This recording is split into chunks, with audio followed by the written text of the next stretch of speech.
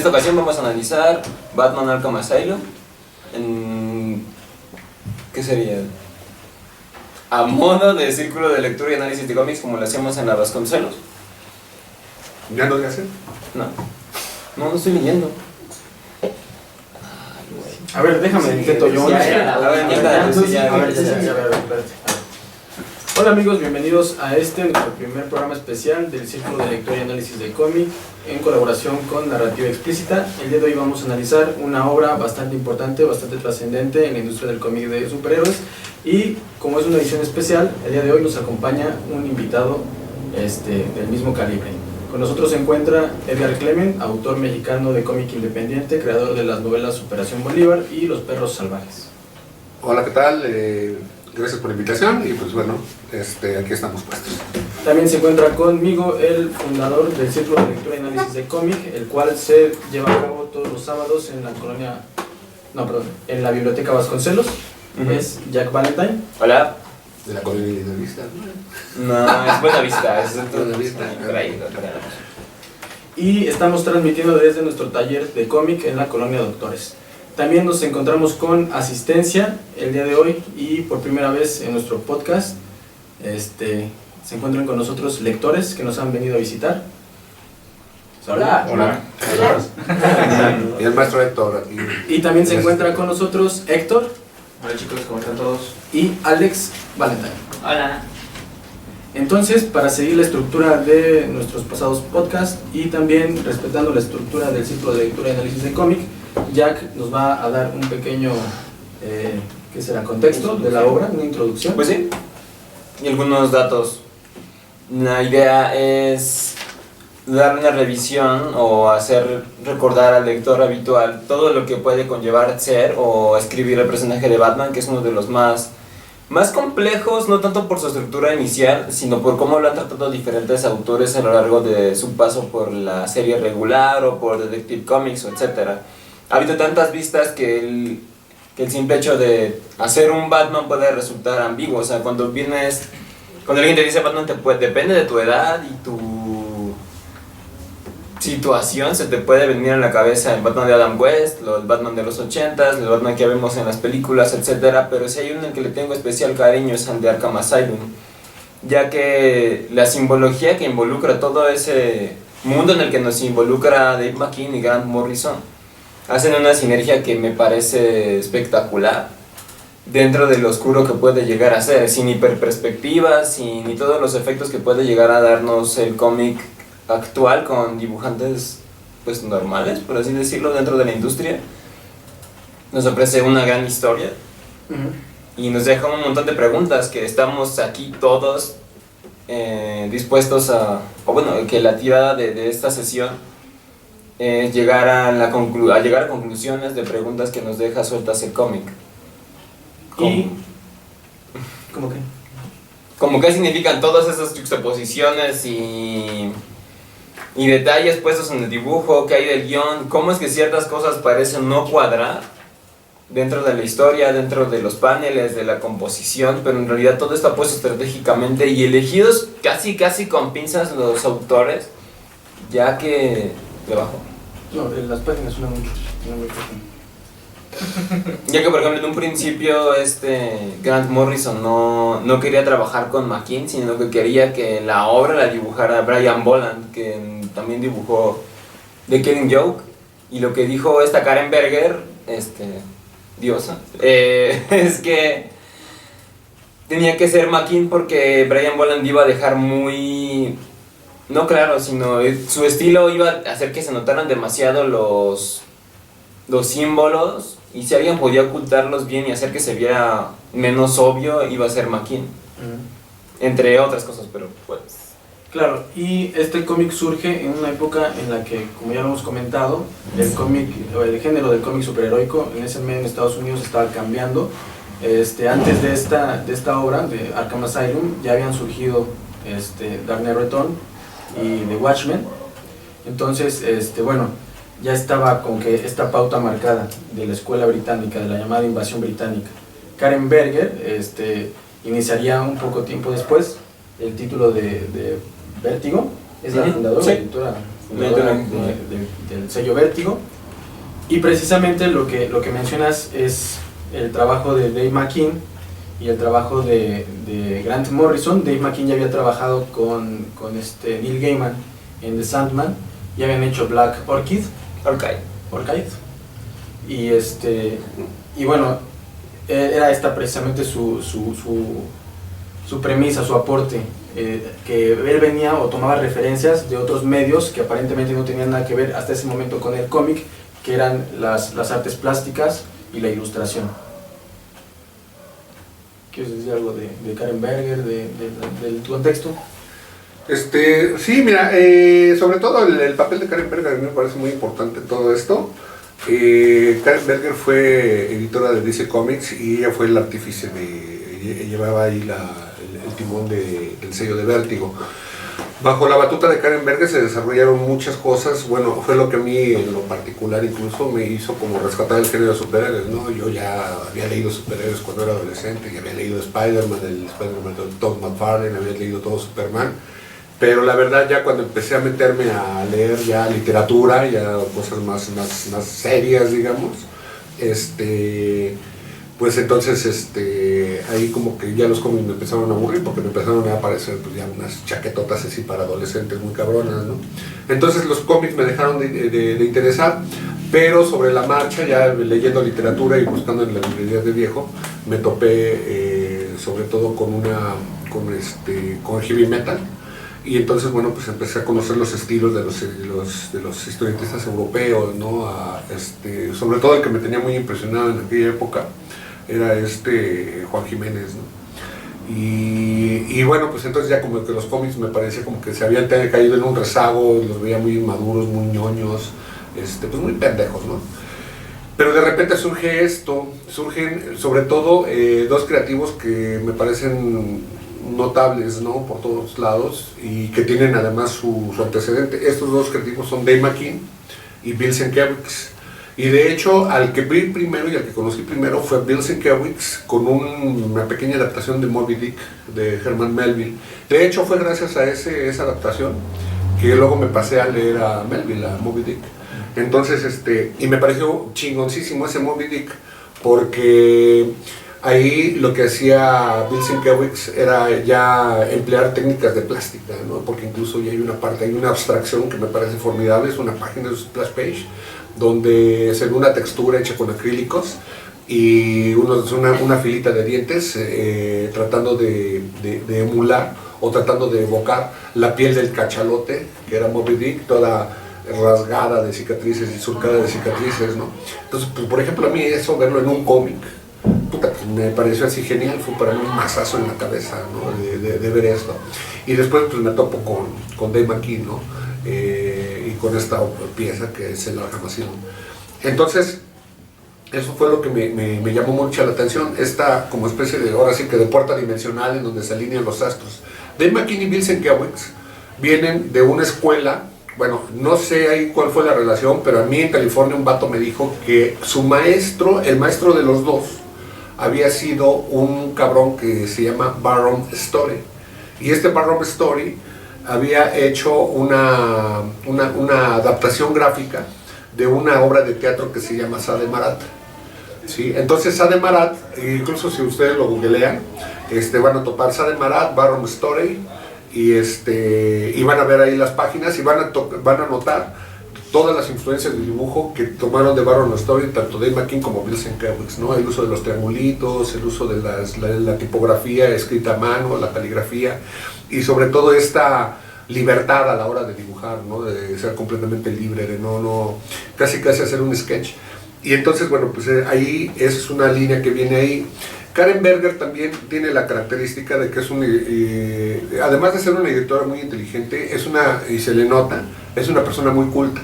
Es una persona que tiene una cultura muy amplia y por eso puede ligar todas estas cosas, incluso los guiones precisamente. Cuando ella empezaba a analizar los guiones, bueno, pues entonces trataba de buscar ahí a los autores, a los grafistas que podrían desarrollar perfectamente las ideas, ¿no? Las anotaciones estas sobre cómo de que fue Karen la que elige a McKean en lugar de Brian Boland, pues sí es así. De hecho, ¿cómo se llama? Cuenta la leyenda, que Dave McKean y Grant Morrison terminaron medio peleados, porque pues obviamente Dave McKean quería llevar las cosas por un derrotero y Grant Morrison por otro, ¿no? Y de hecho, ya cuando ve uno, la que tenemos aquí en la mesa, la que estaban sonando las hojitas, es la edición de México del Arkham Asylum, ¿no? Que está publicada por DC Comics México, pues Televisa en realidad, y es una edición especial en donde viene la obra, pero también viene el guión escrito por Morrison, y vienen los sketches de las páginas como las proponía Morrison.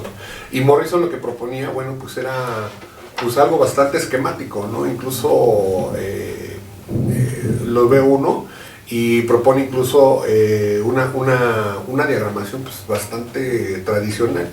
Y uno ve de repente ya lo que había propuesto Dave McKean, lo de que propone Dave McKean pues es muchísimo más dinámico, ¿no? Y ya tiene también otra idea del diseño de la página, tiene incluso búsquedas experimentales en la diagramación, en la forma de lectura, ¿no? Sí, maneja diferentes líneas narrativas y sí es renuente a dibujar la figura de Batman durante toda la historia. Es una edición consciente de McKean. Esa es una edición consciente de McKean, porque a McKean le cambian los superhéroes. Entonces él dice, yo no voy a dibujar a Batman.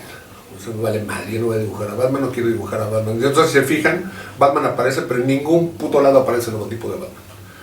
Sí, en ningún lado aparece. Y Batman es una sombra, entonces básicamente es una sombra. Es algo bastante figurativo, ¿no? Porque nada más es como una plasta y con los cuernos. Sí, claro. No, incluso hay una parte, porque por ejemplo en las primeras páginas uno ve el sketch que hace cuando dibuja el rostro de Batman. Hace una diferencia con el lápiz, con el carboncillo, entre la piel de Batman, la piel de Bruce Wayne y la máscara de Batman, ¿no? Pero sin embargo más adelante, porque parte de la línea discursiva es señalar que Batman, o sea, es en realidad su disfraz, que el tipo está tan metido en su locura, en su dualidad, que incluso el disfraz se pierde, ¿no? Entonces ya en las últimas representaciones que vemos del rostro de Batman, por acá, ¿sí? Vemos que ya completamente esa línea se perdió, ¿no? Y entonces ya no hay una línea divisoria. La línea que dividía la piel con el traje se ha perdido completamente, ¿no? Y bueno, pues es de lo que se trata la historia. Ahora, la historia está jugando siempre con la dualidad de dos líneas narrativas, ¿no?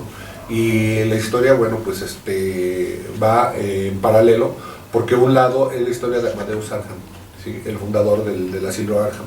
Y la otra historia es el relato de Batman entrando al asilo Arkham y encontrándose con una serie de enemigos que poco a poco también lo van haciendo a él reflexionar sobre su propia circunstancia, sobre lo que él es. Entonces es el viaje de Amadeus Arkham, de cómo llega al estado de locura, y también de Batman, cómo desde un estado de cordura se va metiendo poco a poco a un estado de locura, y al final terminan las dos historias fusionándose, ¿no? Y bueno, pues es notable este tipo de narrativa. Pues para la época era muy raro. De hecho yo no recuerdo así un cómic de narrativa. Esta narrativa se llama narración interpolada, en donde van dos líneas narrativas y se van entrelazando, y yo no recuerdo un cómic de la época que haya tenido un tipo de narración de este tipo. Había flashbacks, había cosas así, ¿no? Pero no había dos narraciones, dos historias que fueran caminando paralelas y al final se entrelazaran en lo mismo, ¿no? Y bueno, pues cada una de estas historias se va llevando también con el diseño de la página, ¿no? Los diseños de la página corresponden, un tipo de diseño corresponde a la historia de Amadeus Arkham, y la otro tipo de diseño corresponde a la historia de Batman. Y cuando se fusionan las dos historias, incluso estos dos diseños de página también se mezclan y empiezan a revolverse al final, ¿sí? Y entonces ahí es donde vemos que en realidad dentro del imaginario del Joker, porque el Joker supuestamente es el caótico, pero para el imaginario del Joker quedaba muy claro que Batman, Amadeus Arkham y Bruce Wayne son lo mismo, porque todos están locos según él, ¿no? Y entonces lo que trataba era precisamente de hacer una especie de catábasis. Catábasis es una pinche palabra dominguera que quiere decir descenso al inframundo. Entonces el libro habla de eso, de la catábasis de Batman y la catábasis de Amadeus Arkham, ¿no? Y los dos descienden a sus respectivos inframundos, y al final vemos con la figura del Joker que a todos los unifica la locura, y sobre todo la indistinción de el uno con su contrario. Y entonces, bueno, pues ahí ese es todo de lo que trata el Arkham Asylum, ¿no? Bueno, entonces, a ver, alguien más, no es una clase de esto, comentarios, opiniones, ¿cuál es su perspectiva de la obra? ¿La leyeron? ¿La leído la obra? ¿Sí la han leído? ¿Sí? ¿Alguien que quiera añadir algo desde su punto de vista, su acercamiento a la obra por primera vez? ¿Cómo la conocieron? Ah, ¿Tú ya la leído? No la terminé, Ah, ¿por qué no la terminaste? porque apenas antes me la puse. ¿Sí? Pero no la terminaste porque te aburrió, te No, pareció porque mal. hacen otras cosas. Ah, sí, o sea, tú sí tienes cosas que hacer. Ahorita. No como esta pinche bola de cosas. entonces, a ver, ¿alguien? ¿Nadie? Pues aquí un poco, a lo mejor no es tanto de la obra, sino de la historia de la publicación de la obra aquí en México. Fue en su momento muy, cuando vi tenía los derechos de Batman, pues estaba planteado que fuera una como de las primeras obras en este formato que sacó Beat para las ediciones especiales, muy parecido al formato Prestige de Estados Unidos.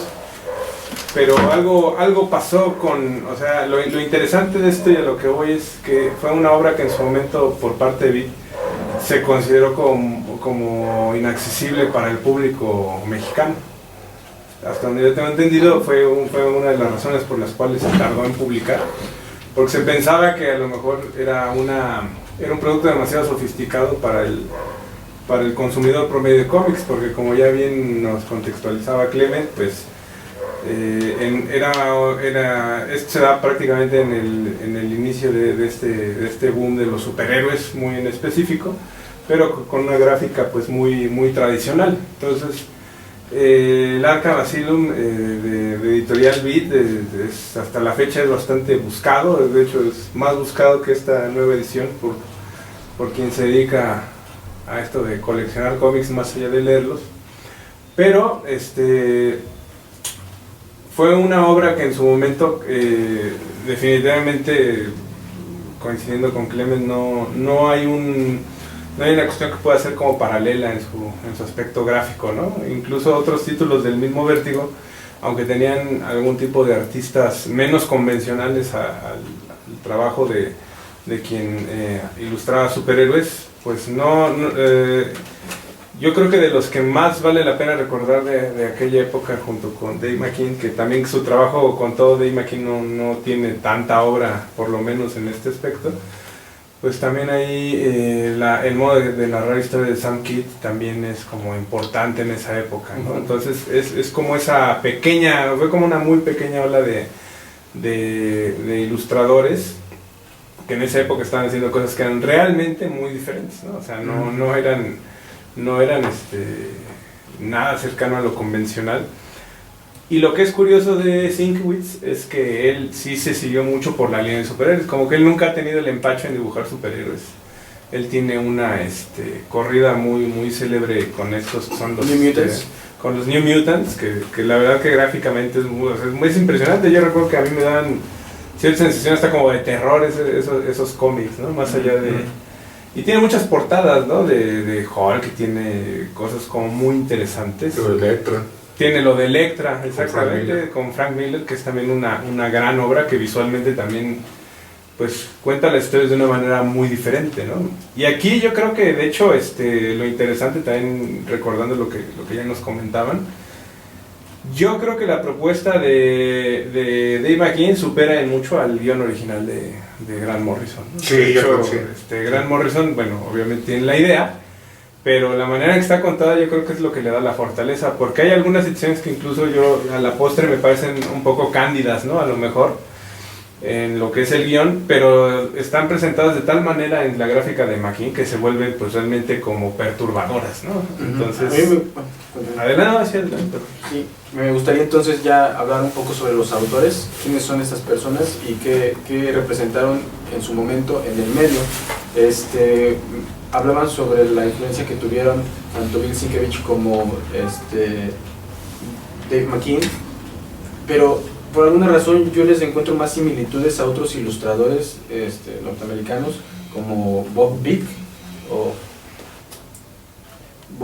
o Tom Fuchs, incluso a Robert McGuinness, más a Tom Fuchs, la forma en la que tienen de componer la imagen. Y bueno, es una escuela totalmente de ilustradores.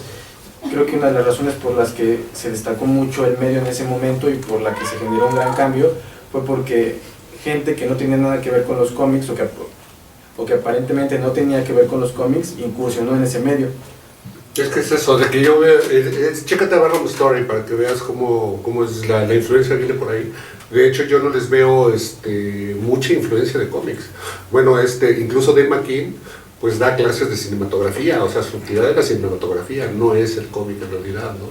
Y Sienkiewicz, pues es artista plástico, entonces viene también más bien de la escuela de la pintura, ¿no?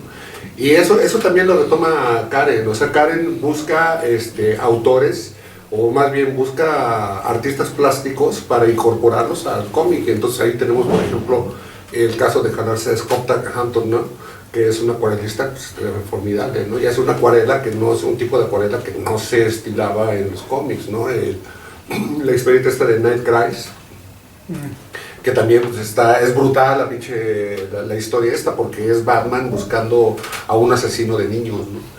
Entonces, y la manera como desarrolla Scott Hampton la acuarela no tiene absolutamente nada que ver con lo que se venía haciendo en cómics hasta el momento, ¿no? En ese aspecto yo sí creo que Karen Berger ahí lo que propone es una ruptura incluso en el discurso de los cómics. Obviamente ya después Marvel empieza a seguir esta línea que funda Vértigo, y bueno, pues se jala ya también a otros artistas plásticos también muy cabrones como Ken Williams, ¿sí? O incluso jalarse a Ross, ¿no? ¿Cómo se llama? Alex Ross, cuando empezó a hacer Marvels, ¿no? Entonces ves cómo, porque Alex Ross se ve, y tú lo ves cuando ya anda suelto, el güey no es historietista y no trabaja para historieta, no sabe ni siquiera narrar, ¿no? Pero por ejemplo Marvels me parece una obra muy cabrona, porque estos güeyes se jalan a un ilustrador que no tenía nada que ver con los cómics, como es Alex Ross, y lo meten también, lo que hizo Havoc y Wolverine también, con Scott Hampton y con Ken Williams. Y ahorita ustedes googleenle Scott Hampton, Ken Williams y bueno, Alex Ross no, ese sí siguió todavía trabajando para cómics, de hecho hace poco sacó algo. De hecho sigue haciendo portadas. Sí, pero por ejemplo, ustedes googleen ahí Scott Hampton, ahorita lo que anda haciendo no tiene nada que ver. Y Ken Williams, pues Ken Williams ahorita sigue con su obra plástica, ¿no? Y la obra plástica pues es muy, muy, muy interesante, porque sigue trabajando mucho esta mezcla de abstracto y figurativismo, ¿no? Y bueno, pues es ahí donde lo veo. Yo más bien veo que es eso, yo veo que más bien es gente que aporta a la línea de los cómics, y no es tanto al revés, no es que ellos tuvieran tanta influencia, porque se ve incluso como que no les interesa mucho el cómic business, no, y me parece que sí destacan con mucha facilidad de entre el resto de los artistas en el medio, y en el momento en el que estos autores incursionaron, abrieron la puerta para lo que más tarde, pues, las generaciones futuras. Ahorita de los artistas contemporáneos que me vienen a la cabeza está Jason Shawn Alexander, está Isaac Rivich, que precisamente menciona eso que tú dices. Para él el trabajo de artista gráfico, de cómic, es solamente una chamba más, pero él es un pintor. Ajá. ¿Qué otro? Bueno, hay muchos, ¿no? No, pero incluso va dando, por ejemplo, cuando tú ves el entintado de Ken Williams, incluso pues es un entintado que sí se le nota el virtuosismo, pero que, por ejemplo, en términos de lo que era el cómic tradicional, se hubiera considerado, no sé, yo no leí reviews en aquella época, pero lo hubieran considerado incluso como sketches, ¿no? Ni siquiera lo hubieran tomado en cuenta como dibujo.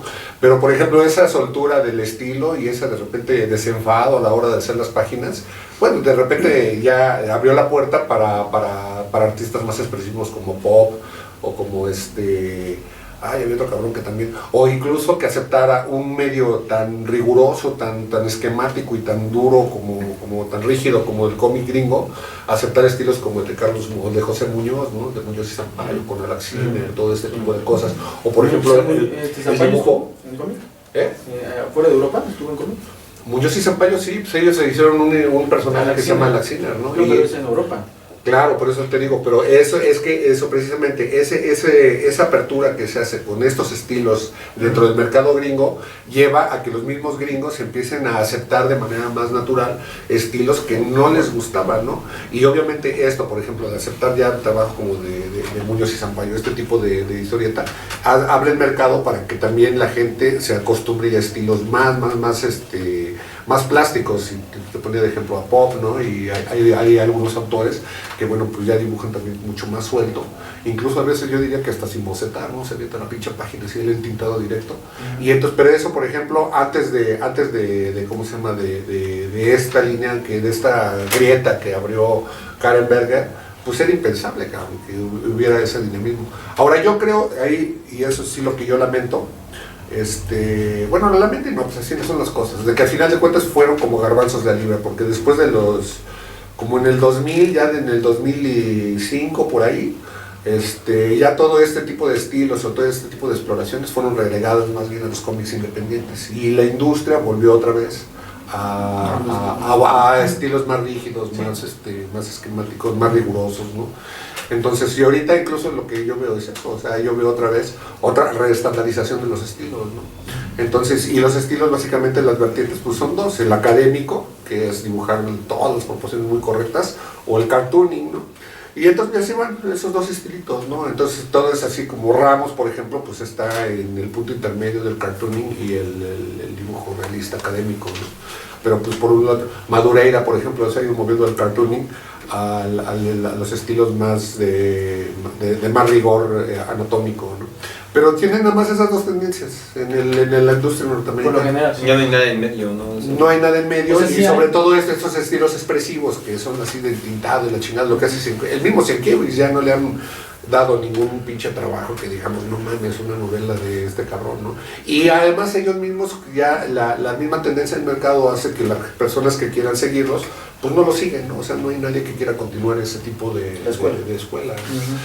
Me parece lamentable, porque a mí me parece una de las cosas que disfruto mucho, pues es precisamente ver la libertad del estilo de las personas, ¿no? Yo creo que se debe a que ¿A qué no saben exige, dibujar? no, pero exactamente, exige mucho tiempo, mucho estar ahí sentado, mucho estudio, y con los deadlines que te da Marvel, o sea, todo el mundo prefiere dibujar estilo, no sé, como Gurihiru y otros que funcionan y venden en vez de... No, es que al contrario, es que no tiene nada que ver el deadline, al contrario, porque en términos de deadline es mucho más rápido hacer una página como la de Ken Williams.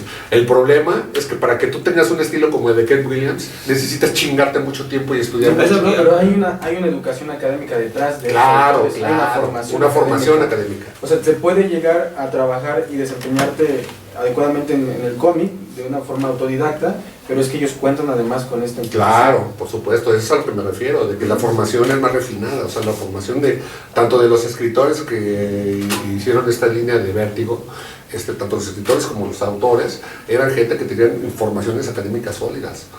¿Sí? Entonces incluso también las historias que se van ocupando, o sea, los vemos, ¿no? O sea, no son cualquier historia, son historias que también implican un lector también un poquito más informado, y un lector también que tenga la necesidad o la tendencia a buscar subtextos, intertextos, a estar tratando de entender una historia más allá de la anécdota primaria, ¿no? Entonces en ese aspecto pues sí aquí sí, yo sí hablaría de una historieta adulta, definiendo lo adulto como aquello que ya exige una lectura que va más allá del puro disfrute de la anécdota, ¿no? Entonces una persona adulta pues ya es una persona que obviamente disfruta la historia inicial, pero también trata de entender qué es lo que le quieren decir detrás de esa historia. Hay un nivel de análisis, ¿no? Exactamente. O sea, no estoy diciendo que es porque ya ahorita pues ya tenemos muchos adultos, güeyes cincuenteros, que todavía van al cine a ver películas para palomear, ¿no? De Marvel. Está bien, ¿no? No digo, no hay pedo, pero el pedo es que es ese, volvemos al nivel de reflexión que tienen los chavitos de 15 años, ¿no? Aunque tenga 50 años esta persona, ¿no? Cuando me refiero a adultez, me refiero más bien a una especie de maduración analítica, ¿no? De que ya hay una intención de análisis, que ya no te quedas nada más con la pura anécdota al principio. Y esto viene de la mano del autor, del guionista Grant Morrison, que también es uno de los más destacados. Bueno, ahorita está el editor de Heavy Metal, güey. Autores británicos de los 80s, Él junto con Alan Moore, con Neil Gaiman, con Garth Ennis, encabezó la llamada invasión británica. Pero Gardianis... ¿Garth Ennis o Warren Ellis? ¿Cuál de Warren. los? No, es que No, Ennis es de... Garth Ennis. Ajá. Bueno, ¿De dónde? Él hizo lo de Metropol, ¿no? Sí.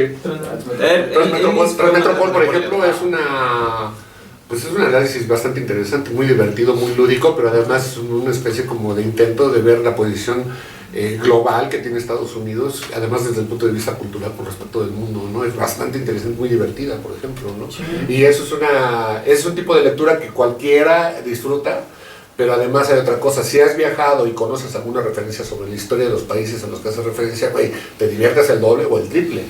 ¿Sí? Entonces quiere decir que también para disfrutar de esas obras a plenitud también necesitas tener una serie de lecturas o de conocimiento previo, ¿no? Y eso es algo de lo que goza esta obra, que Claro. tiene diferentes niveles de lectura. Claro. Tú lo puedes leer la primera vez, entendiendo la historia perfectamente, de principio a fin. La segunda, ya con la información, que esto está lleno de simbolismos y de dobles significados, pues es donde se enriquece, como tú dices.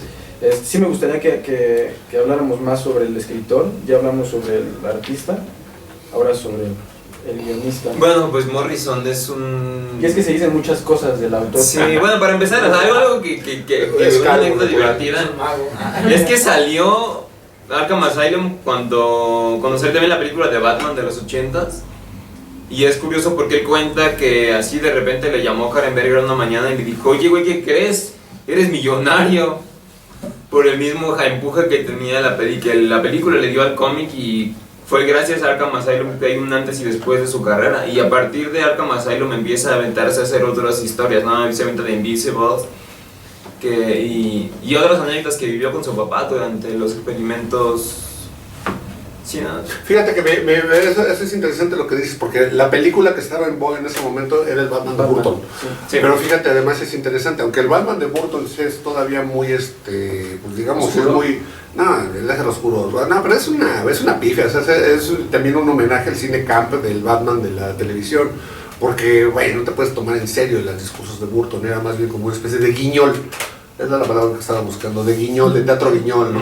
Pero sin embargo, sí había una filosofía en DC de dar libertad creativa. Y yo creo que eso, hasta la fecha, por ejemplo, el rollo de las botas de Batman, que ya no son como pinches babuchas del cirquero, sino que tienen su suela así, anti-grip y todo, bueno, todo antiderrapante y todo el desmadre, y de que el traje es una armadura y que tiene funciones así de otro tipo y la chingada, y sobre todo buscar estas profundidades, por ejemplo, al llamar a Nicholson a hacer el Joker, que todavía siguen hasta la fecha, el rollo de experimentar qué tan profundo puede ser el Joker a través de las interpretaciones de los actores, o este rollo, ¿no? De buscar a Batman y darle profundidades más cabronas. Son cosas que funda Burton con su primer Batman, ¿no? Y entonces, bueno, ya cada quien lo va desarrollando. Ya tenemos Batman hasta con pezones. Entonces, sí, tenemos una serie de porque incluso aunque no nos guste, o si no nos gusta o no, pero son exploraciones que hablan de cierta libertad creativa, ¿no? Incluso que es eso, ¿no? Y ahorita lo que me meto precisamente es eso. Yo creo que DC Comics ahorita está perdiendo ese empuje que viene desde esta etapa de Vértigo, y otra vez está recuperando su cuadratura, y otra vez estamos viendo al rollo timorato, y tienen miedo de experimentar con sus propias franquicias, ¿no?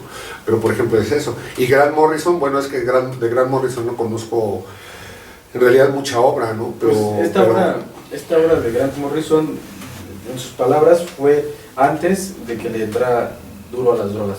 O sea, fue una de sus últimas obras consciente. Pero hasta eso sí se siente que ya, Sí, o sea, venía. pero aquí la obra y el discurso de la obra está más formado, o sea, está más pensado, tiene más estructurado, más carrería desde atrás.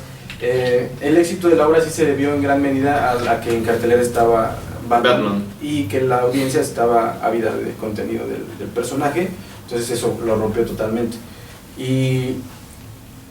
Y sí creo que forma parte del discurso, no solo en ese momento de Grant Morrison, sino el que ha llevado toda su vida hasta ahora, que es la magia, que es el esoterismo, ¿qué otra cosa?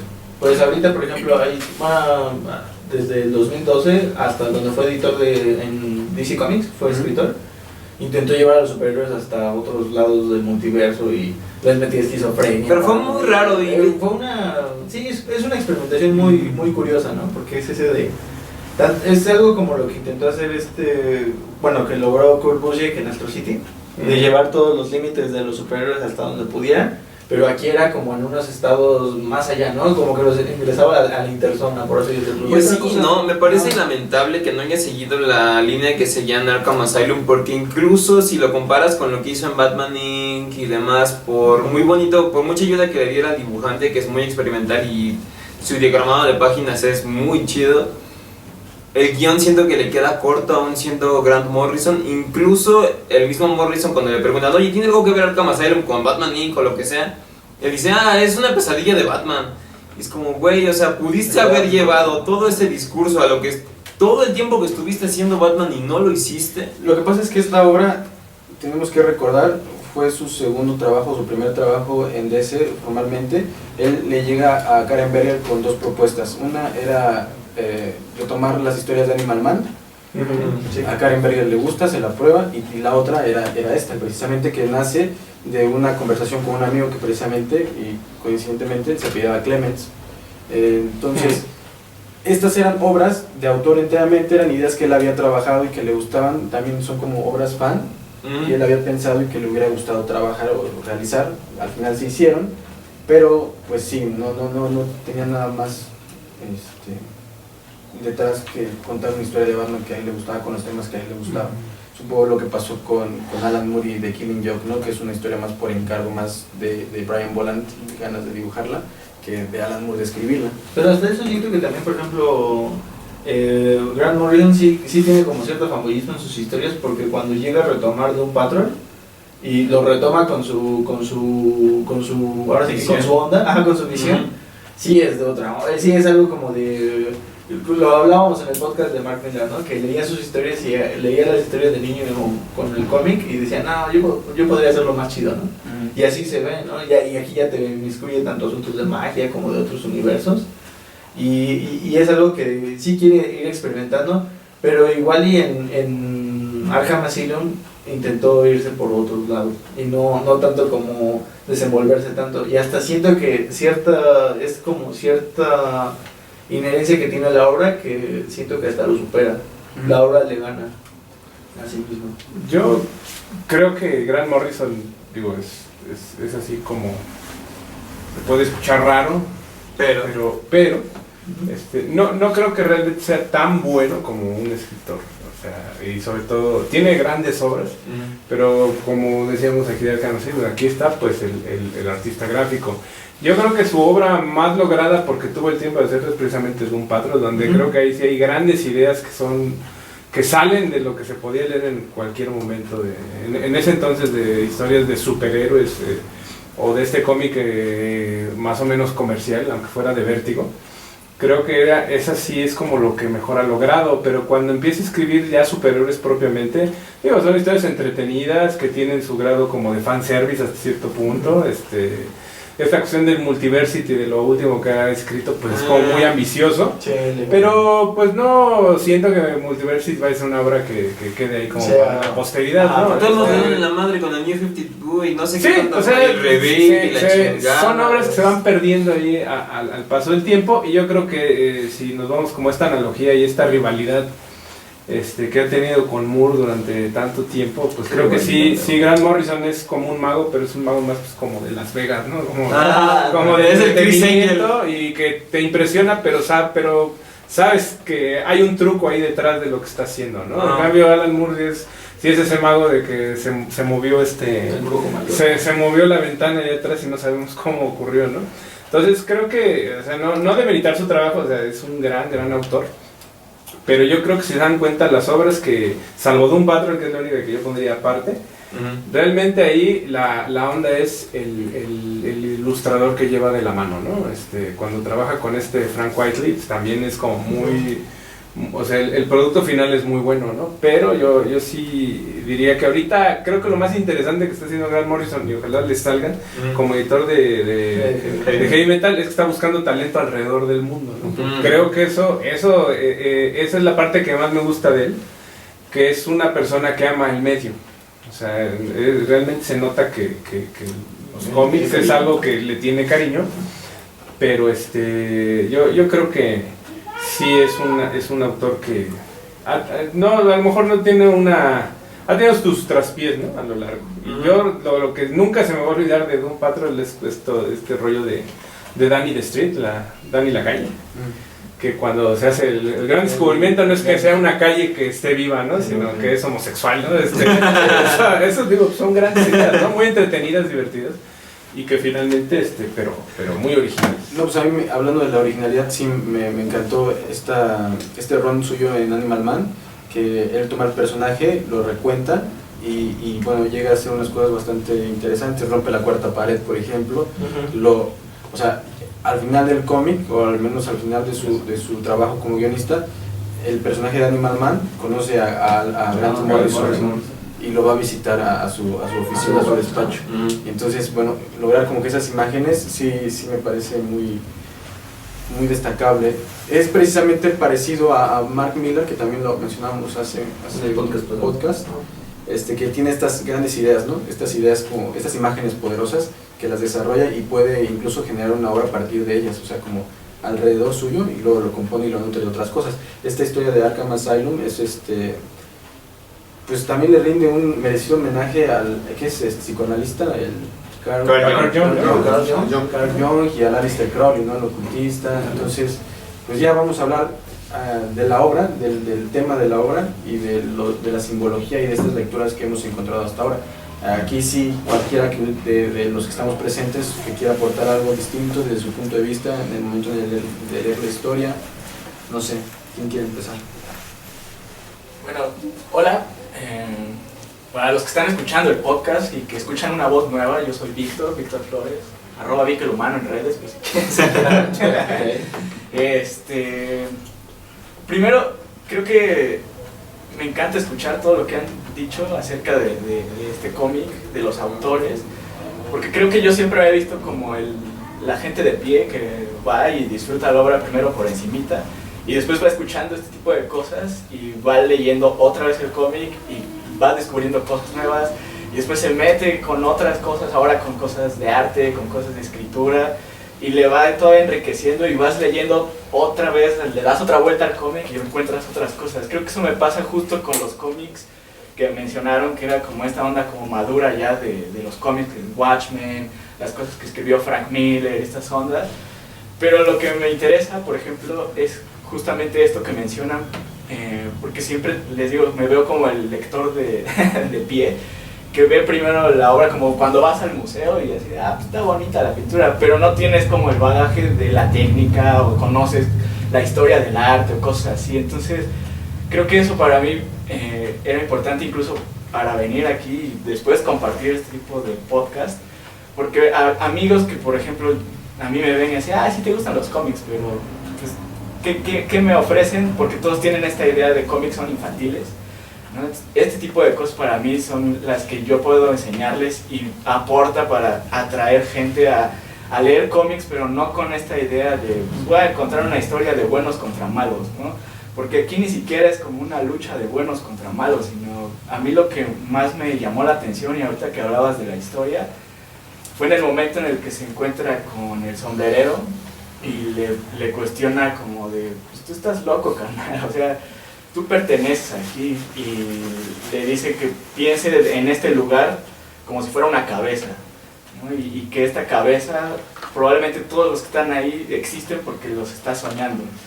Y le dice a Batman así de, o probablemente es tu cabeza, esto es un espejo y todos nosotros somos tú, ¿no? Entonces a mí eso fue lo que más me quedó cuando la leí por primera vez, que es así de, güey, o sea, de Batman, probablemente todo lo que he leído de Batman y eso igual ni son ni historias, ¿no? Simplemente estoy viendo la esquizofrenia de un Batman que tiene un chingo de traumas, ¿no?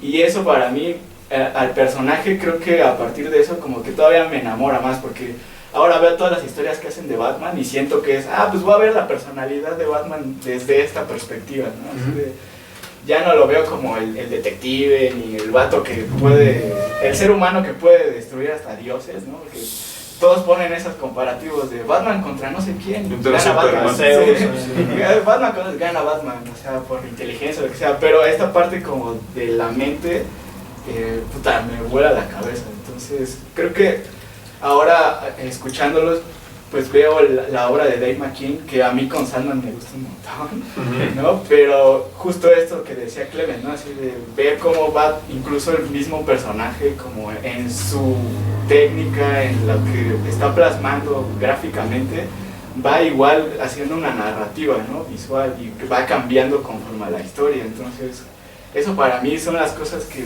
más me gustan como de estas charlas, porque empiezas a diseminar como el cómic en otros puntos de vista y ya no te quedas como con esa primera lectura. Entonces, sí, y ese es uno de los objetivos principales tanto del CLAC como de nuestro podcast de narrativa explícita, es dar este punto de vista creativo en los procesos desde nuestro punto de vista como autores. Claro. Y esta cosa que mencionaste del cerebro, del diálogo del sombrero, del Mad Hatter, Sí. Alude a esta teoría de Jung de la sombra dentro de una persona, que todos nosotros tenemos un inconsciente que tratamos constantemente de suprimir, en donde se encuentran nuestros defectos, nuestras Virtudes. No, es todo lo que tratamos de controlar o que no aceptamos de nosotros mismos está en esta sombra, ¿no? Y a lo largo de la historia, en la casa, el Arkham Asylum, es el cerebro, es la mente de Batman, y es él luchando y hasta cierto punto encontrándose renuente a entrar, y bueno, a lo largo de la historia, él se entrega de lleno, adopta esta sombra y sale como otra persona diferente, y esto está marcado a lo largo de la historia con muchos simbolismos. Esa es una de las cosas que menciona Grant Morrison de esta simbología. Y bueno. No sé si al final Batman salga como otra persona, ¿no? Porque a mí es lo que me llama la atención del final. Bueno, sale... Es un final anticlimático porque el propósito era ese, el propósito del Joker no era ni siquiera chingarse a Batman. Es esta idea de, lo único que quiero es que te des cuenta, güey, que estás bien pinche loco, cabrón. Y ya, y el otro cabrón se va y dice, pues güey, pues sí, y ya, pues ya estoy loco, ya me voy. Entonces, ese era el propósito. El propósito era someter al personaje precisamente a encararse a sí mismo, ¿no? Tour de force. Sí, porque es eso, también juega con esta idea, ¿no? De que tú eres tu némesis, ¿no? O como decimos por ahí, dice coloquialmente, lo que te choca te checa, ¿no? Y es que precisamente nuestros enemigos, en la gente que nos caga, en nuestros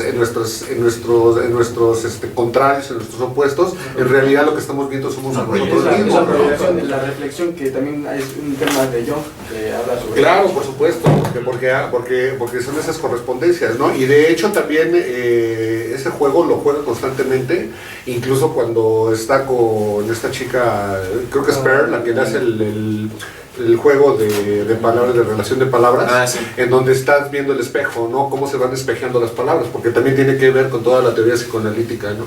Todo este asunto de cómo te vas enfrentando y también sobre cómo también vas desarrollando una narrativa y tú también vas desarrollando un personaje, y entonces también esa es un poco la historia, ¿no? Como Batman es la construcción de un personaje y al final tú terminas siendo el personaje que construiste, ¿no? Entonces en ese aspecto también es un juego muy interesante sobre los dilemas de la construcción de la imagen que tenemos, que nosotros hacemos frente a los demás, pero también cómo nos imaginamos a los demás, ¿no? Y es un paralelismo que tienen los dos personajes, Amadeus Arkham y Batman. Los dos están enfrentándose a lo largo de la historia con esta sombra. Amadeus Arkham la adopta al final cuando ya está internado y cuando se pone a escribir todo este asunto y ya muere, pero muere ya aceptando todo esto y la revelación de la muerte y todo eso. La figura de Batman está desde un principio, se sobrepone en la historia de Amadeus Arkham, y Amadeus Arkham se encima en la historia de Batman. Pero es lo que al final, este viaje iniciático, porque además alusión al descenso, al inframundo del subconsciente, y al mismo tiempo ¿cómo se llama?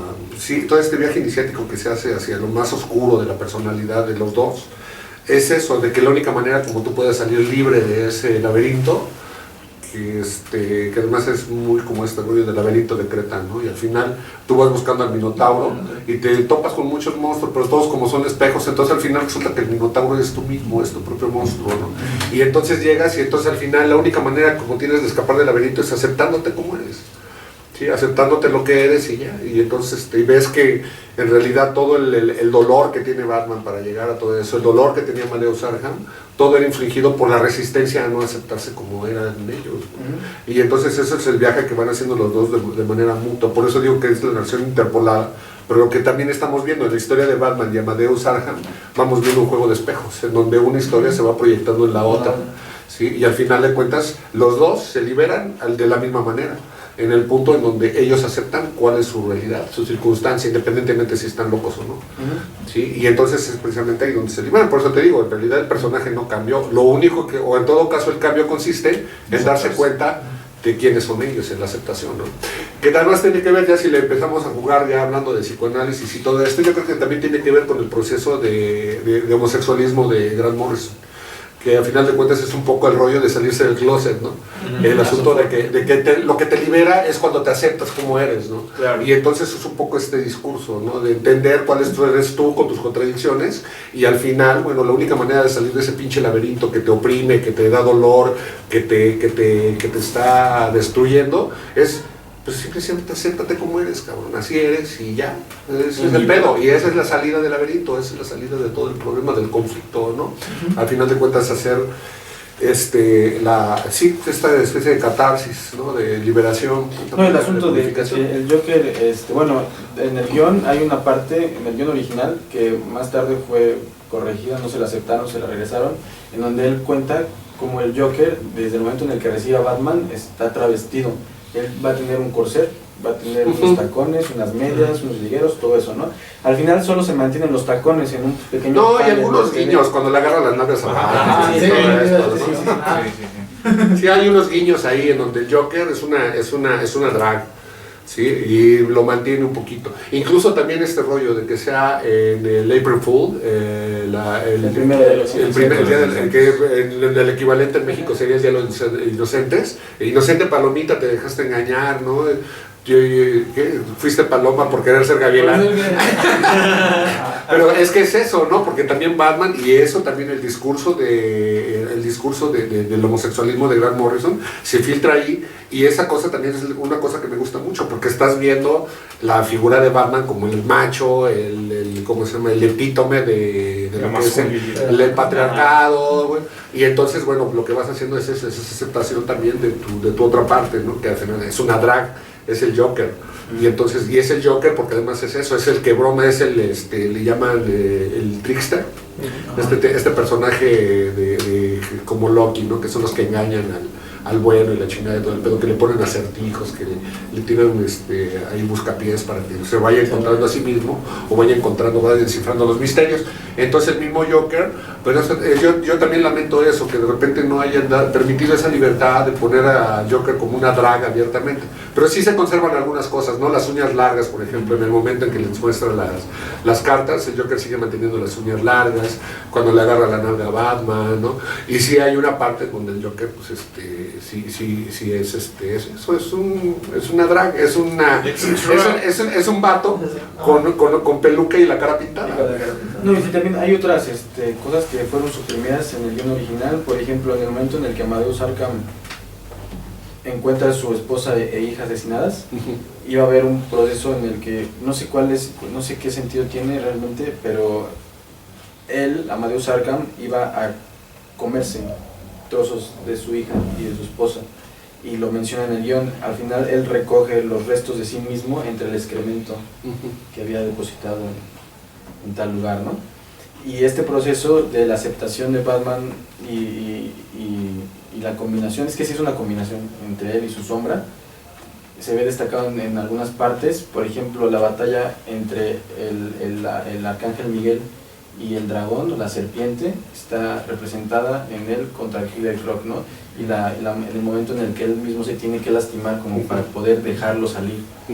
Al principio, cuando empieza a toparse con estos personajes, incluso vemos que sin que ellos le hagan algo realmente los ataca. Hay un personaje ahí, no sé quién es, que le rompe la pierna. No, le rompe la pierna a uno y al otro nada más, o sea, directamente lo empuja, ¿no?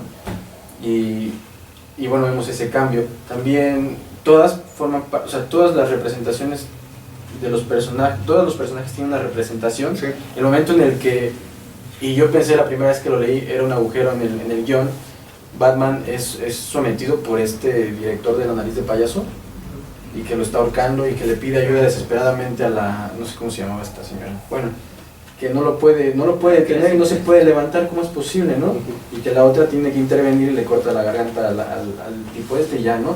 Pero bueno, lo que explica Morrison es que él está en un momento muy vulnerable en el que ya había pasado por todo ese proceso, no tenía las fuerzas suficientes como para enfrentarse contra esto último. Y también, no sé qué opinan ustedes, pero me gustaría que lo comentáramos de la figura del Two-Face en la historia y esta dualidad constante. De hecho, se ve representada desde la primera página, vemos las dos torres, la luna y el reflejo. Es una referencia a una carta del tarot. Entonces, ¿qué podemos decir sobre eso? Es eso precisamente. Empieza y termina la historia de este personaje. Y luego se juega con el dado y con las cartas. Li Ching. Pues a mí esa parte, creo que también ahí viene una especie como de crítica. Tampoco te enojes, cabrón. A ver, espera. Una especie de crítica también a este rollo de cómo desde la parte científica se maneja la cuestión de la locura, ¿no? Porque precisamente en el caso de Two-Face lo que buscan es que sea funcional, ¿no?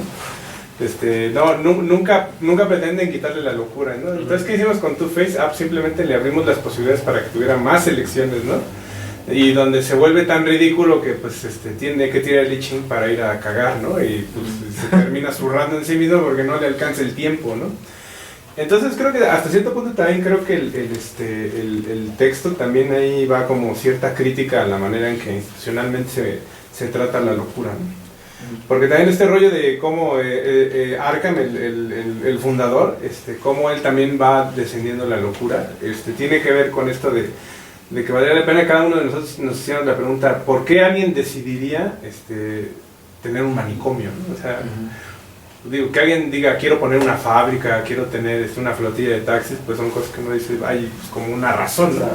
Pero ¿qué dice de cada persona en el interior de cada individuo el decir, pues yo quiero tener un manicomio, ¿no? ¿Qué es lo que estoy buscando? Y si seguimos en esta parte de los temas del texto, es pues solamente alguien que tiene temor de su propia locura es quien fundaría un asilo, ¿no? para el enfermo mental.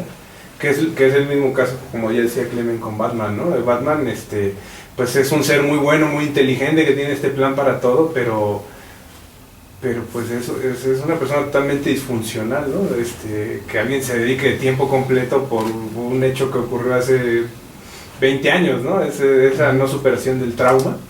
Entonces, esa parte del manejo de la locura, creo que, y de cómo se entiende la locura, cómo se trata la locura, es una como de las fortalezas que tiene la obra, y a lo mejor sin buscarlo tanto, ¿no? A lo mejor de una manera tangencial, toca esa manera de cómo se maneja la locura, y esa parte que se ha visto en muchas obras, donde viene ese cuestionamiento de qué es realmente estar loco, ¿no?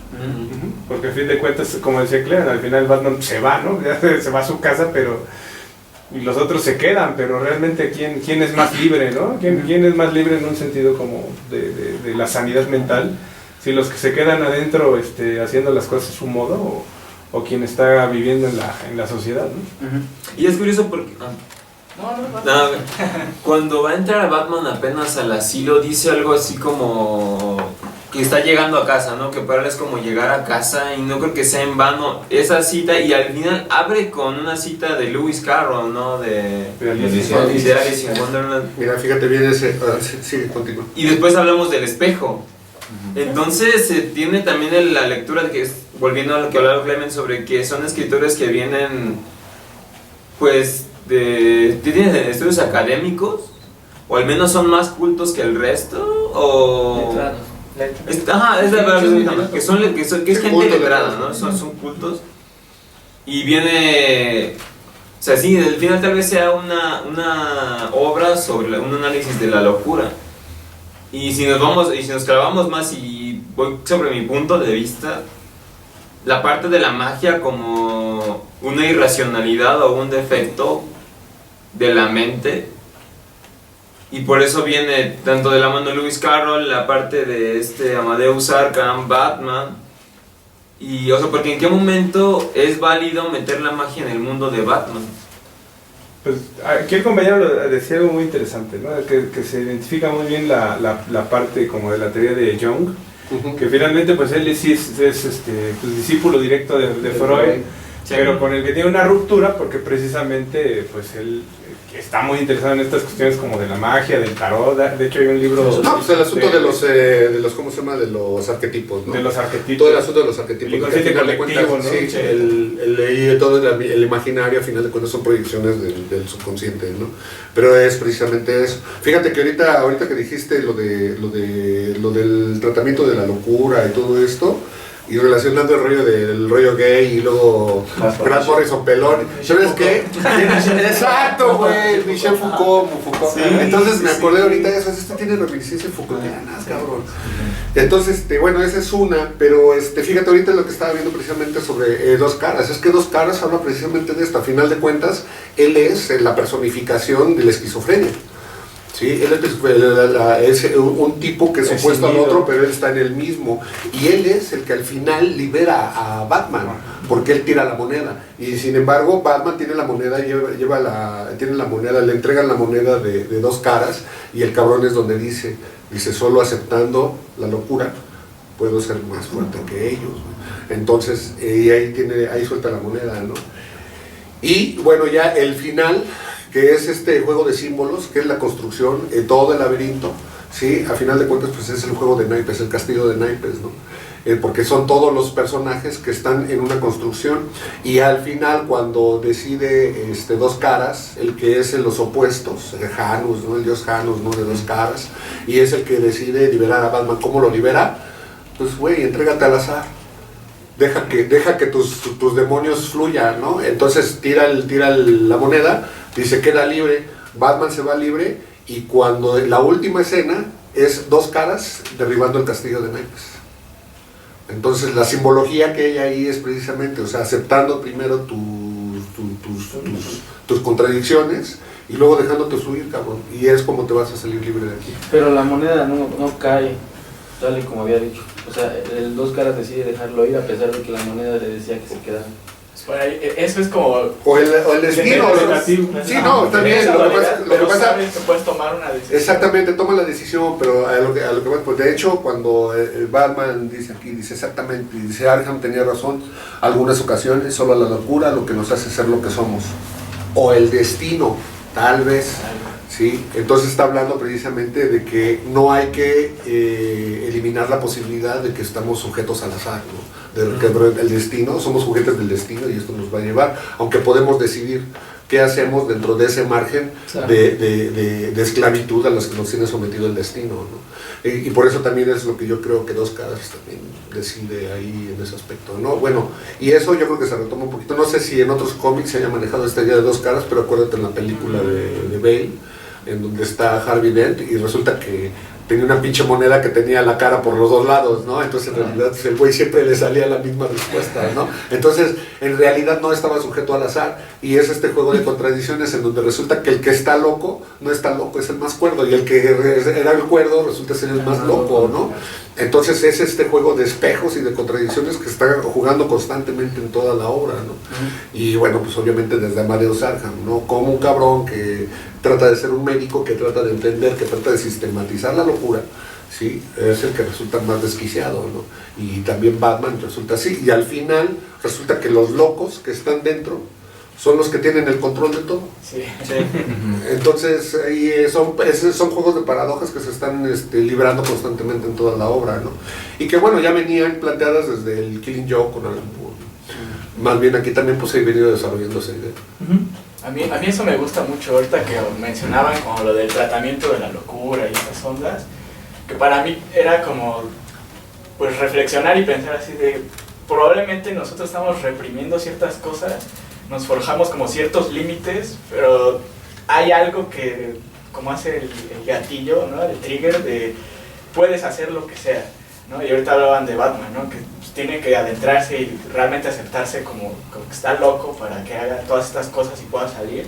Pero lo veo con Amadeus, que intenta ser como el médico y ayudar a la gente, Y recuerdo en el cómic que decía que su primer paciente era el que mató a su esposa e hija. Y lo que hace, ¿cuál es ese límite en donde él ya dice, pues le tocó la onda de los electroshocks y lo quemé, ¿no? Así de, ya su onda de ayudar, pues ya te convierte también en lo que intentas curar. En el ejecutor. Ajá. Ese es este rollo Foucaultiano, ¿no? A final ajá. de cuentas, tú tienes al loco para aislarlo, Claro. pero lo que estás buscando es un castigo, no un ejercicio del Exacto. poder sobre aquel que no se sujetó a la norma, ¿no? Exacto. Y eso le pasa igual a la doctora, a la psicóloga que está en el asilo, Ujú. que es la que le corta la garganta al otro y se queda súper traumada. Es así de, chale, o sea, maté a un hombre, ¿no? Y no sabía ya ni cómo moverse y eso. Y es como de, ahora eres una de nosotros, ¿no? Así de, ahí está. Pero también vamos sobre eso, porque vamos sobre el mismo punto en el de lo que se menciona con Foucault. Foucault también bueno, Michel Foucault era un filósofo francés, historiador también, y él trata también estos sistemas y puntos de la locura, y también menciona que el ejecutor, en cierto aspecto, si maneja esta sistematización sobre la locura, tiene que llegar a los mismos márgenes, ¿no? Bueno, Foucault era muy inspirado de Nietzsche, entonces se le quedó mucho eso de, si peleas con monstruos, bueno, Sí. debes procurar evitar seguro, Convertirte en ¿no? uno de Y ellos. entonces Foucault lo maneja desde ese aspecto de que si tú estás en esa línea, estás a nada de entrar en esas mismas escalas, ¿no? Ahora, también se mencionaba que hay un capítulo, por ejemplo, de la serie animada de Batman, en la que atrapan, bajo es una premisa rápida, ¿no? Atrapan a Batman, le piden a creo que es una doctora ahí adentro de Arkham, que haga un juicio, ¿no? Y el Joker, el Joker curiosamente pues es el juez. Y se sostiene un argumento bien interesante. ¿Cuántos de nosotros aquí no hubiéramos estado aquí si no hubiera sido Batman tú, ¿no? O sea, ¿por qué nuestra locura no se habría desatado si tú no hubieras estado? Y entonces es algo como de, si vamos atados, si estamos tan sujetos nosotros, no somos individuos, somos un juego que se va a seguir. Claro, esa es la teoría esta de criminalística del copycat, ¿no? Exacto. Pero de repente, bueno, pues la autoridad también implica que el nivel de los asesinos se va poniendo más cabrón, pero además dentro de estos asesinos hay otros que compiten y tratan y se va haciendo la escalada, ¿no? Exacto. En donde entre la autoridad se vuelve más represiva y los asesinos se vuelven más sanguinarios, ¿no? Entonces sí está...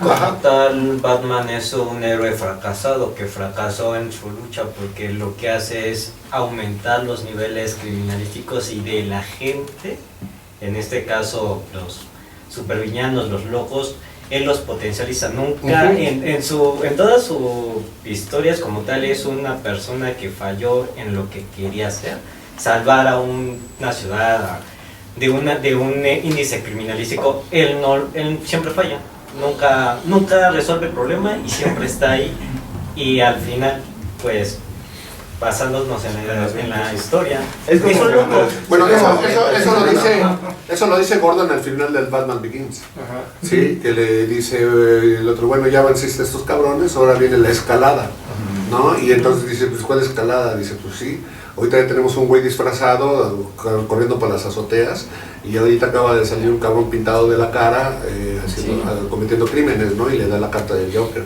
Sí. Entonces, güey, en la medida en que tú te vuelves más cabrón, los criminales se vuelven también más cabrones, y es, bueno, la teoría esta de los narcos, ¿no? Si el pinche ejército le compras armas más poderosas, el narco se va a comprar armas más poderosas, ¿no? Y ahí viene la escalada, ¿no? Y llega un momento en que lo que tienes ya del lado del crimen y del lado del Estado son dos ejércitos formales que están a punto de la guerra civil. Es el punto de vigilar y castigar de Michel Foucault. De Michel Foucault, de Vigilar y Castigar. Y en la película lo maneja, ¿no? Que por eso hasta el mismo Batman se da cuenta y por eso él quiere la opción institucional, ¿no? Claro. Dice, yo quiero que haya un fiscal que sí se la rife Sí. para que yo no sea necesario, ¿no? Para que no seas el vigilante. Es vigilante. Y a fin de cuentas, pues hasta cierto punto Batman le termina dando en la madre al pobre Harvey Dent, ¿no? Porque Joker se da cuenta, pues es por ahí, ¿no? Por ahí me lo voy a chingar. Y es este rollo que decía el compañero, ¿no? Simplemente se va perpetuando la competencia, a ver quién es más... Así que ¿Más cabrón? a ver quién es más cabrón de todos, ¿no? Y este punto de vista, o sea, de tomar al personaje y llevarlo a este contexto analítico, psicológico, ¿surge a partir de esta obra o ya se había retomado, o sea, se había propuesto antes en, no sé, en Dark Knight Returns? Porque me parece que ahorita ya es un tema muy sabido por todos, es algo muy visto. Yo creo que estaba latente desde el principio, ¿eh? O sea, sí estaba latente, pero... Yo creo que estaba latente desde el principio. de la El asunto es de que es de esas cosas que el mismo creador, ahí Bob Kane y Finger, ni siquiera midieron que pudiera tener esa profundidad del personaje. Porque yo me acuerdo, cuando tú ves el número 1 del origen de Batman, él dice directamente en un globo, dice, lo que quiero es infundir terror. Cuando dice que se va a vestir, o sea, es un terrorista, güey. Sí, y entonces tú ya, si tienes esa premisa, pues ya ponte a analizar cuál es la pinche mentalidad del terrorista, ¿no? Hay análisis así sobre cuál es la mentalidad del terrorista, cuál es la neuropatía que puede llevar a una persona a incluso ponerse bombas sin volarse para hacer para infundir terror, ¿no? Entonces ya nada más con eso, o sea, pero ya desde que Finger y McKean establecieron a los personajes, sí. Puta, pues ahí de manera, ya están ahí latentes, pues muy jovianamente, ya están latentes los arquetipos, lo único que queda es irlos desarrollando. Entonces lo que ha venido haciendo muchos escritores que son más avispados, que logran tener más lecturas más profundas sobre el personaje, lo único que han hecho, bueno, pues ir jalándole la hebra, ¿no? Sí. Y entonces, bueno, pues eso es lo que ha venido derivando de esto, pero yo creo que estos conflictos sí tienen, ya vienen latentes desde el principio, ¿no? Y también es eso, desde el momento en que este cabrón decide pues, disfrazarse de ratoncito y salir a madrear gente, ya está convirtiendo en un freak, entonces obviamente tiene que combatir otros freaks. Y entonces así es el freak show, ¿no? Entonces los primeros personajes que aparecieron pues fueron el Joker y el Espantapájaros, o sea, dos pinches disfrazados, cabrón. Sí, ya después vienen los otros personajes, bueno, ya son más varioquitos, pero ve, o sea, los dos primeros personajes, y además los dos primeros personajes, tanto el Joker como el Espantapájaros, siguen la misma filosofía de Batman, que es infundir terror, jugar con el terror, con el miedo de los demás. Entonces ya con esa pinche bomba ahí, con el detonador puesto, cabrón, bueno, pues llegar hasta esto, pues era cuestión de tiempo, ¿no? Sí, es algo sí, yo creo que es eso, que ya todos estos símbolos ya venían latentes desde el inicio, lo que pasa es que pues no les cayó el 20 lo que estaban generando. Yo creo que yo creo que también necesitaban de otra perspectiva, ¿no? Porque se intensifican estas lecturas a partir ya de que empieza a entrar entonces otro tipo de autores. Ya no son los mismos, ya no es este círculo de que yo fui lector y ahora soy el autor, ¿no? Y no era de cómics de chavitos desde toda la vida y ahora empiezo a escribir en ellos, ¿no? Y ahora son otras retrospectivas, son otras visiones que vienen desde fuera. Y yo creo que eso es como algo que empezó a intensificarlo, ¿no? Me acuerdo también por cuando Alan Moore hizo el Miracle Man, que lo redefinió por completo, ¿no? Y metió tanto el concepto del superhombre que después iba a mejorar con Watchmen y el Doctor Manhattan. Pero es eso, ¿no? Igual y alguien, un lector de Estados Unidos que le hubiera gustado Miracle Man en ese tiempo, jamás se habría tenido en cuenta esa idea, ¿no? Esa forma de pensar como lo haría Alan Moore. Y ahora aquí lo vemos con Grant Morrison, que bueno, ahorita le dimos todo una lectura importante. Y pues también viene con Neil Gaiman sobre los sueños, o Warren Ellis sobre la sociedad, cosas por el estilo, ¿no? Pero ya son otras lecturas que yo creo que en el tiempo en el que se publica Arkham Asylum, se intensifican estas perspectivas. No, incluso ya ahorita con lo que estuvimos platicando, dos cosas sí bueno, una que ya no está el Sebas ahorita aquí, pero con Sebastián ya lo habíamos platicado, ya ves que le gusta el tarot y todo esto, ver en qué momento aparece cada carta de tarot y ver qué correspondencia tiene con el momento de la historia. Esa es una. Y la otra, que es eso, una cosa que a mí me llamó mucho la atención al final del Arkham Asylum, es el dramatis personae que viene, ¿no? La presentación de los personajes. Sí. Pero además, empezar a analizar por qué están en ese orden y por qué estos personajes van a aparecer en el orden en el que están. ¿Sí? O sea, qué tanto implica una lectura psicoanalítica, ¿sí? Sobre capas del subconsciente. Porque también es eso, o sea, el último villano contra el que pelea, bueno, pues es aquí ya cuando llega y encuentra a las ¿cómo se llama? A la chava esta, la que tenían de rehén, ¿no? Pero por ejemplo, el último villano con el que pelea directamente es Croc, es el animal. Es un animal, es un güey que ya ni habla, ¿sí? Y entonces es así como enfrentarte al ir, ¿no? A lo que llamaba... ¿Yo? No, a ello. Entonces entonces también el nivel de intelectualidad de sus personajes va descendiendo y el último enemigo con el que se enfrenta es Croc, es el reptil, incluso haciendo alusión un poquito al cerebro reptiliano. Fíjate, eran lecturas que estaban en esa época también salió lo de Carl Sagan, ¿no? Lo de los dragones del Edén. Entonces todas esas lecturas están latentes también en este libro, ¿no? El último el villano de Batman que él envió al Arkham, que además también es interesante, los envía al Arkham porque no quiere matarlos. O sea, no quiere eliminar partes de su subconsciente. Entonces el Arkham Asylum es como la pinche alfombra donde el pinche Batman no va metiendo la basura, cabrón. Y ahorita le están diciendo, a ver, güey, ven acá, vamos a revisar la basura que has venido escondiendo, cabrón. Y curiosamente el último villano de los que él envía al Arkham, con el que se tiene que enfrentar Batman, es Croc. Entonces también, ahorita que estábamos revisando esto, como darle otra lectura y entonces revisar incluso el orden de los villanos conforme van apareciendo en la historia, ¿no? A lo mejor ahí logramos, no sé, ya también ya estoy especulando, ya estoy ¿cómo se llama? Predeterminando lo que quiero encontrarme, ¿no? Pero a lo mejor podemos encontrar un esquema de espiral descendente hacia el subconsciente, ¿no? Pues de hecho desde Jung y así que pasando por Jodorowsky, este rollo de utilizar el tarot con fines terapéuticos, precisamente por estas cuestiones de que cada carta del tarot tiene cuestiones arquetípicas. Hay personas que le dan el mazo de tarot a la persona y a ver, de este mazo a quién elegirías como tu papá, ¿no? A quién elegirías a tu mamá, a quién es tu pareja, y la gente puede ir formando su propia tirada de tarot, por lo que le van despertando las imágenes arquetípicas que tiene el mazo, y ya de ahí viene un proceso de interpretación, ¿no? O sea, sí, yo creo que también no es para nada fortuito que el tarot tenga una presencia ahí tan cercana. Seguramente Grant Morrison sabe leer el tarot y en una de esas hasta lo utilizó para ir diagramando la historia. No, de hecho en el guión hace anotaciones en donde sí efectivamente tiene rollos de hechicería, de chamanismo. Ahora también una cosa es interesante, a lo mejor también por eso lo elige Karen Berger a McKean, porque McKean también es una persona que le interesa el tarot. De hecho McKean tiene un tarot. Un tarot, sí, el de Vértigo. Sí, el tarot de Vértigo es de señor tarot. Bueno, a ver, chicos, Y también maneja el I Ching, ¿no? ya vamos a pasar a lo gráfico, a lo narrativo, porque nos quedan 20 minutos. Y entonces, a mí me gustaría que Clement, ya desde el punto de vista gráfico, hablara de las influencias que recoge de esta obra. La que me viene primero a la mente es el dramatis personae que mencionabas, que está presente en tu obra al final, de nuevo. Y bueno, el uso de diferentes técnicas de McKean, fotografía, escultura, el rostro del Joker, el primero, el que se ve con los ojos rojos, esa es una escultura que él pintó.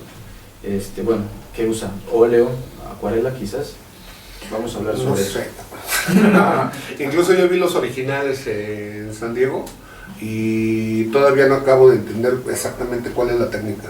O sea, sí es una técnica mixta, pero no me queda claro exactamente bien qué técnicas son utilizadas. Ahora, por ejemplo, toda la textura que maneja en los dibujos me da la sensación de que es una especie de desgrafiado, o sea, de especie de pulverización de pigmento, toda esta texturita, pero no sé si lo hizo con el pulverizador de boca o si utilizó algún aditamento con el aerógrafo. No me queda claro, en realidad siempre me ha integrado como chingos. Y cuando tuve el pinche McKean, mi inglés era tan malo que no le pregunté cómo mierda lo hizo, ¿no? Pero por ejemplo eso, ¿no? El rollo del collage, ¿no? De utilizar objetos. De hecho, esta, así como la ves, era una lámina, ¿sí? Y ahí tenía su pinche chip y la chingada de todo el pedo. Que también me gustó eso, ¿no? El rollo de utilizar la fotografía. Que también luego lo desarrolla en otra obra que se llama Mr. Punch. Ajá. En donde él mismo fabrica los títeres y el teatrino y entonces les toma fotos y todos los personajes son los títeres, ¿no? Por eso también pensaba en algún momento si hacer una especie como de fotonovela o recuperar el rollo de fotonovela, pero obviamente trabajando esta técnica, ¿no? De repente tener dos personajes así pimpeados, ¿cómo se llama? Cosplayados. Ajá. Y entonces trabajar sobre esas personas para desarrollar una novela, ¿no? Un poquito siguiendo la idea del Mr. Punch. Pero eso lo plantea McKean aquí en el Arkham. Entonces la técnica pues es mixta, utiliza todo desde el desarrollo del collage, y bueno, pues el dibujo. Ahora, hay algunas una carencia nada más en el dibujo de McKean que le noto, que es que le salen malas mujeres, no sabe dibujar mujeres, de repente le salen tiesas, ¿no? Como que no quiere a las mujeres el cabrón, entonces no las dibuja con cariñito y le salen raras, le salen muy rígidas, ¿no? Pero y las 2 o 3 retratos de mujeres que le salen bien, se debe porque está basado en fotografía, ¿no? Pero La escena de la mano del ¿quién es Batman? Que se entierra el vidrio. ¿Alguien quiere echarle una cara? Por ejemplo, esas son fotografías, es una referencia de fotografías y son las manos de Neil Gaiman, ¿no? ¿Ah, sí?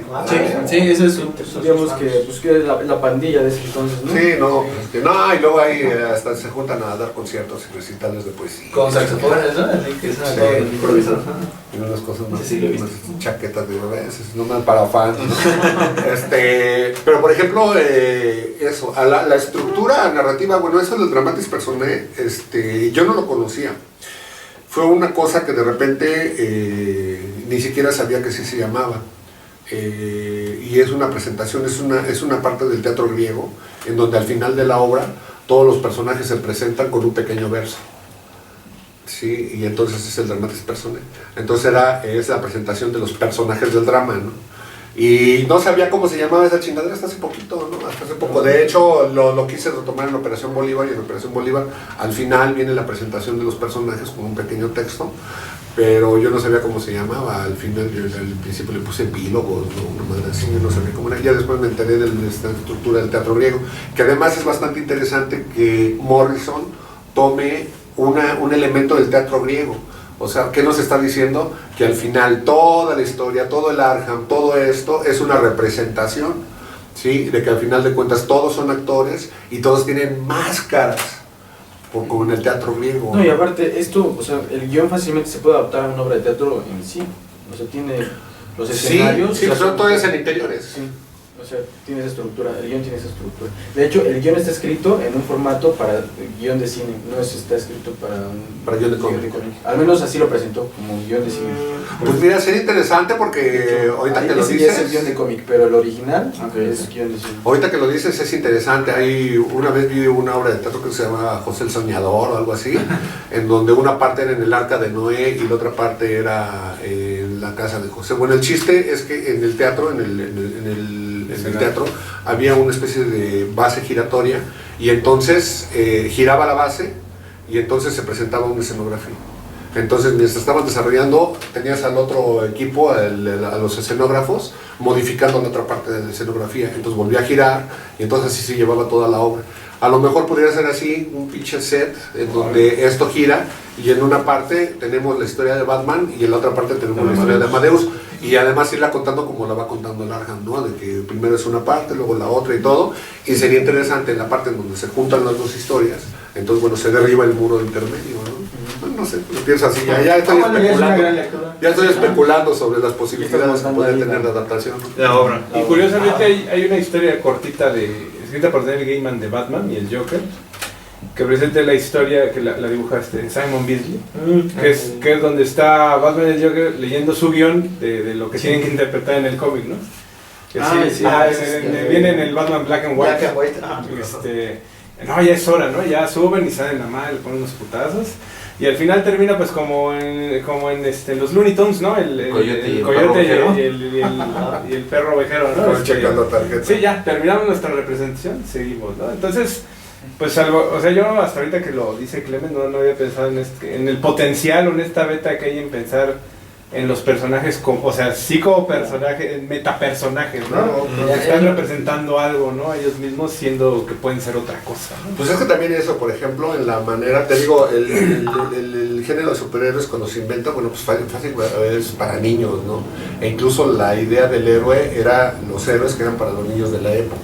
El rollo de agarrar las capas, los calzones por fuera y los mayones, pues tenía que ver con los hombres fuertes de los circos.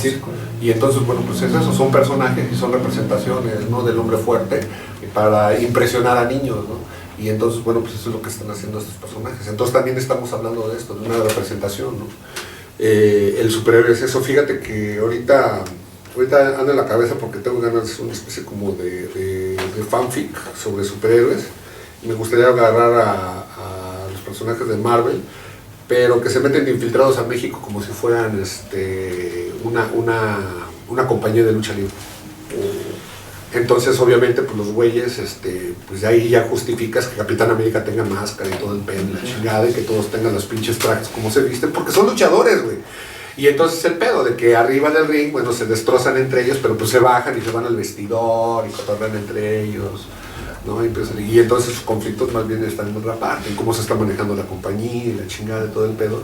Y ahí arriba en el ring, bueno, pues es una representación, ¿no? Entonces el superhéroe, y además he notado que también es un poquito, cuando tú viste ese Civil War, básicamente es la división de toda la compañía de lucha, en la división entre los bandos técnicos contra los bandos rudos.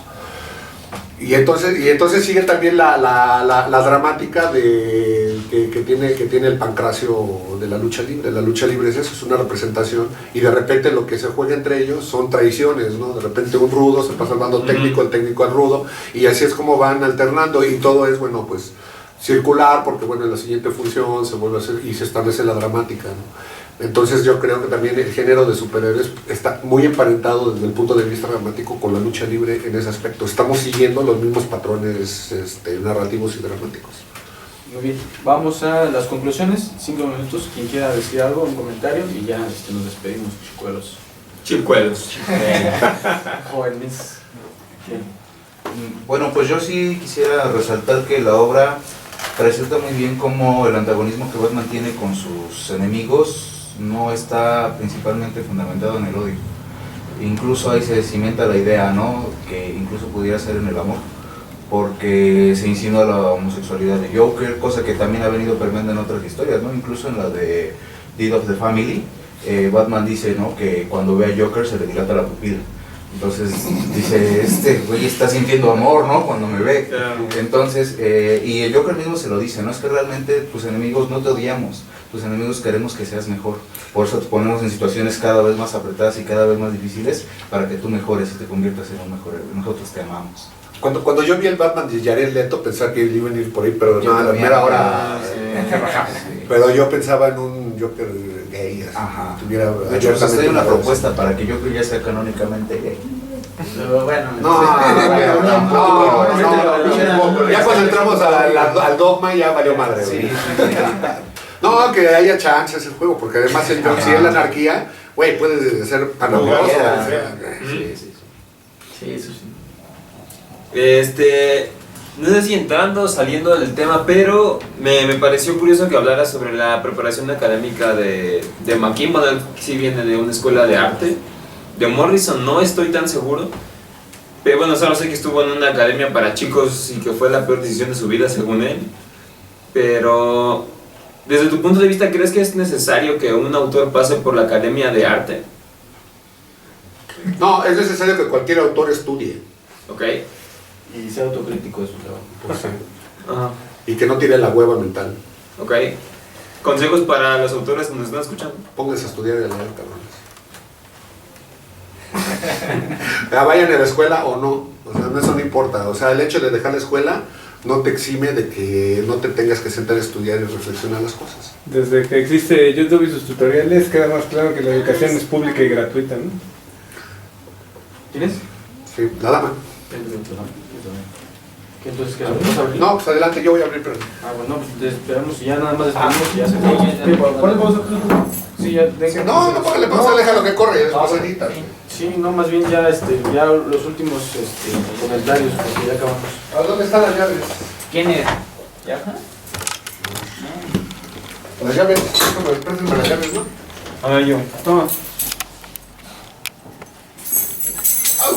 Ay, más. Yo y mi reflejo. Es la conclusión, chavo. Sí, no, creo que es importante lo que... O sea, no hay capítulo en el que no terminen regañando a la cara. No hay día. Buenas. Hola, buenas. Sale. A ver, entonces... Ya nada más acabo. Ah. ¿Tú quieres hacer un comentario o ya? Sí. Bueno, a ver. ¿Qué onda? Y me pareció muy interesante lo que se comentó a mitad del podcast sobre la esquizofrenia que podría tener Two-Face y en general como Batman, ya que yo siento desde mi punto de vista, mientras estuve investigando sobre la esquizofrenia es solamente todo lo que todas las personas tenemos en nuestra cabeza. Todas las personas sin excepción tenemos ciertos rasgos de esquizofrenia y más bien es si nuestra mente los va desarrollando. Y según yo, eso es lo que tienen todos los villanos de Batman, esa catarsis entre tú despertaste nuestra locura. Es lo que es un punto muy importante sobre Two-Face y sobre si ya tiene más opciones de decisión. No sé si me estoy saliendo como un poquito también del tema entre eso de las decisiones de Two-Face, pero para mí representa más como la mente, todo lo que se genera en la mente mientras se genera la esquizofrenia, lo que Batman le hizo a la mente de las personas y cómo tuvo que llegar alguien más a decirle a un Two-Face, no, sabes que no solo hay dos opciones, o sea, hay más. Y eso, no sé si fue decisión de Grant Morrison, Dave McKean o editorial, pero se me hizo muy, muy acertado el letreado.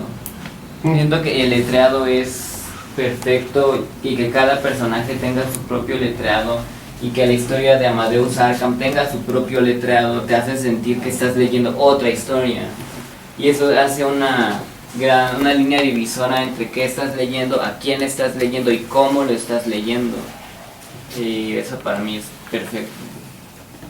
¿Nada más? Y bueno amigos, entonces eso sería todo. Les damos las gracias por escucharnos en esta edición de Narrativa Explícita del Podcast en colaboración con el Círculo de Lectura y Análisis de Cómic. También le damos las gracias a nuestro invitado, Edgar Clement. Y los invitamos a revisar nuestra página de Facebook, Narrativa Explícita, para que revisen los talleres y estén al pendiente de nuestro nuevo contenido próximamente. Nos estamos escuchando, muchas gracias, hasta luego. Bye bye. Huevos, todos estamos locos. Todos estamos locos. Ese va a ser el lema, todos estamos locos.